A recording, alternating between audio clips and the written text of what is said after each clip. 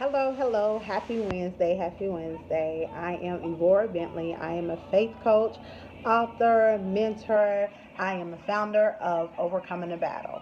And Overcoming the Battle's mission and purpose is to empower others all over the world to discover their purpose, to know that your true identity lies in God and God alone. So, you may have come across my video, you may have never come across my video. You may be watching this video on my website, overcomingwithfaith.com. Welcome. Thank you. Um, hello, hello. So, you may have seen the video, and you always hear me talk about overcoming a battle, overcoming a battle. Well, I was like, a lot of people don't understand the foundation, the birthing of overcoming the battle. So today in this video, I'm going to share that with you, okay? So you may see a video where, I'm like, giving words to empower, to help change your mindsets. But to be honest, at one point in time, I was in a very, very dark place in my life. I was in a very dark place in my life. I did not believe I had a purpose. Because of adversity had got the best of me. I was contemplating suicide, and I truly wanted to check out on life. And so what happened is, a couple of years ago, about 7, 8 years ago, I was in this dark place, and I was one of those people.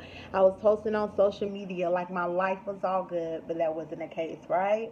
So I just started to feel like there was more, and I got into like this really deep depression that I didn't tell anybody about, and but that's what we do, when it comes to something, and what it really is mental illness. We're afraid, we're ashamed, we don't like to share these things with others because of the fact that it's like that's not what you're supposed to do. Like, you're not supposed to be thinking like that. But it happened. It happened to me a couple of years ago. And so I found myself in this dark place, and I cried out to God, and I said, God, I need for you to make yourself real to me.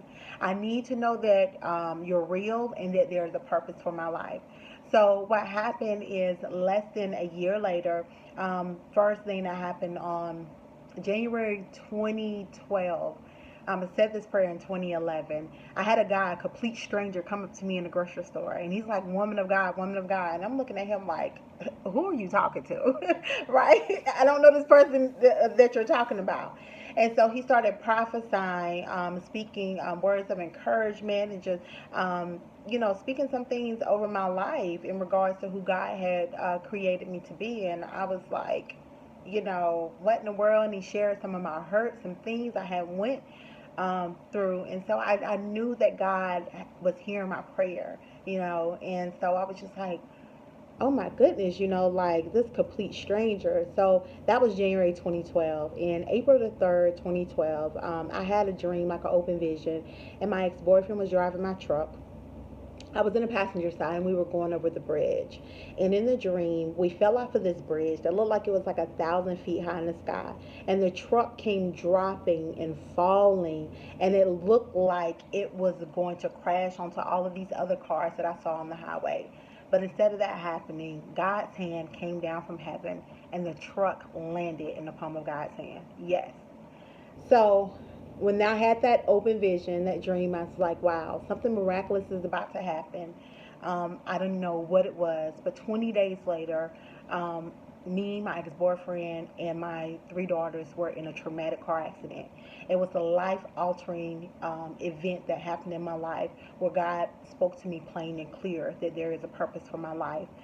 In that accident, a 17-year-old failed to stop. He hit us. My truck went rolling. Normally, I would be driving, but on this day, my ex-boyfriend was actually driving. He was thrown out of the vehicle, broke his jaws, broken bones. He broke his jaws in his ribs. He had to learn how to walk all over again. So did my two oldest daughters. They had a couple of surgeries. They had to learn how to walk all over again. My youngest daughter had scratches but no broken bones. And when I tell you, I crawled out of the vehicle, I had no scratches. I had no broken bones. It was if I was never inside of the vehicle. So I remember the third night that my daughters were in ICU, and just imagine a mother watching their children go through this. And I was like, God, I would have rather, be hurt, to be hurt, not to watch my children go through this. And God spoke to me, and God said, I need you. I need you for your faith.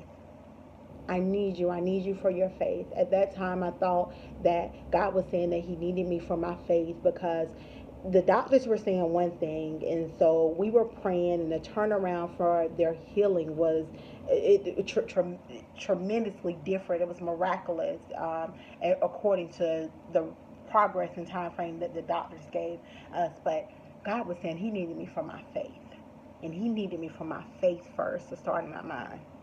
See, what I've learned on this journey, and this is how Overcoming the Battle was birthed. 6 years ago, actually, before my birthday, 6 years ago, I heard Overcoming the Battle. Didn't quite understand what it was. I started writing Overcoming the Battle. I Know Who I Am, the first edition. Now Overcoming the Battle, I Know My Identity, the second edition, is available.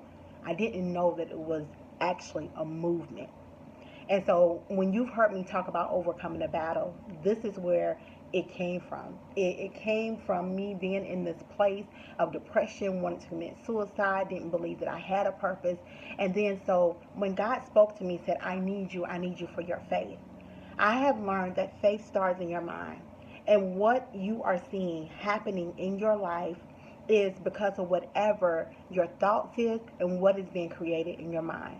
And what has been created in your mind is either empowered by faith or fear. It's one or the other. And see, the adversity, the things I went through in life, molestation as a child, the abusive relationship, so many things happened in my life to where it made me feel like I didn't have a purpose. And one other thing that I realized, and what I know to be true, Proverbs 23 says, so a man think in his heart, so he is he. This is what a lot of people don't know and understand, is that your heart and your mind, they are one. It's like when a man and a woman get married and the two become one. The two is one. So what I experienced and what I've learned is that because of the hurts, the pains, the things that were in my heart that I was aching from, that I hadn't healed from, was why I was thinking the way I was thinking. So Overcoming a Battle mission is to help others, for you to confront the very thing that is in your heart that you have not dealt with, what looks so scary for you to deal with, something you never told anybody before, and that thing is just tormenting you. And it's up here in your mind. And there's so much fear because you haven't healed. And I always like to say is that, what I like to say is that you have to deal in order to heal. And I know it to be true, because I had to heal from all the pain, the things in my past. I started going on this journey, and God started showing me who He created me to be. And because of the hurts and pains that were in my heart and the things that I experienced, it had me to where I didn't have the faith to believe that. So I was so consumed by the fear of the things that happened in my life, the adversity. But I learned to take the adversity, to turn around and allow it to be the fuel pusher to push me to my destiny. I want to encourage you to do the same thing. So I just wanted to come on here and I wanted to share it with you. And so what I do now, I coach others. And so a lot of people are like, so are you a life coach? I'm a faith mindset coach, because I know that it has to start in your mind. Because when you change your mind, you will change your whole world around you. When you get a chance, go to overcomingwithfaith.com. I have some amazing coaching opportunities available, some special offers, especially for this month, March Madness, and I would love to help you. I would love to be your coach, to help you get out of the place that I was once at in life. So many people are in bondage. They're living in this life, being somebody they were never created to be, all because they're in bondage. But I'm telling you, when you find out who God truly created you to be, there's so much liberty in knowing your true identity. Thank you so much for watching us. Like, share, tag someone again. Visit overcomingwithfaith.com and also purchase your copy of Overcoming the Battle today. Have an amazing day on purpose. Be blessed.